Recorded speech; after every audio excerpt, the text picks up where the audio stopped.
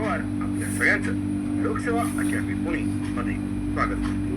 मित्रांनो, आज आपण स्ट्रक्चर ऑफ ॲटम यामध्ये सेकंड पार्ट आज आपण बघणार आहोत. ओके, त्या दिवशी आपण मागच्या लेक्चरला ॲटम मधले कसे कसे शोध लागत हेही झाल्या. त्यानंतर जे सब ॲटॉमिक पार्टिकल्स कोणते आहेत त्यांच्याबद्दल माहिती बघितली. आता आपल्याला बघायचंय जे बोर थेअरी आहे, म्हणजे ॲटमच्या आत चालतं काय नेमकं या घरामधून हे आता बघायचं. डिस्ट्रीब्युशन कसं. ओके, आता बोरनं ती थेअरी सांगितली, कक्षा थेअरी की प्रत्येक कक्षेमध्ये प्रत्येक ऑर्बिटमधून ठरलेले काय असणार आहे, इलेक्ट्रॉनची संख्या असणार.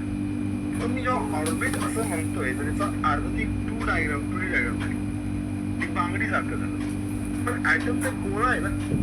ॲटम काय आहे, एक गोळा आहे. म्हणजे हा एक गोळा आहे. मग नुसतं असंच फिरत राहणार आहे का, इकडे काहीच नाही का. यासाठी याला काय एक प्रकारचं कवच आहे, एक शेल आहे.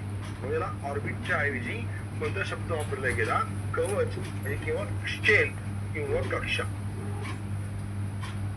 आणि प्रत्येक शेलला एन या नंबरवर दाखवला गेला. आणि एन मध्ये कोण कोण येतं, ALMN, आणि त्याच नंबरिंग केलं गेलं. आणि प्रत्येक याच्यामध्ये किती आहेत हे सांगणारे सूत्र आहे 2n², आणि त्यानुसार काढता येतं. आपण बघितलं होतं की एक आहे तर 1चा वर्ग 2, 1चा वर्ग 1, 2चा वर्ग 2, 7 8, 3चा वर्ग 9, 9 18, 5चा वर्ग 16, 16 32. या पद्धतीनं प्रत्येक शेल मध्ये काय असणार होते. यालाच ना प्राईम क्वांटम नंबर म्हटला गेला.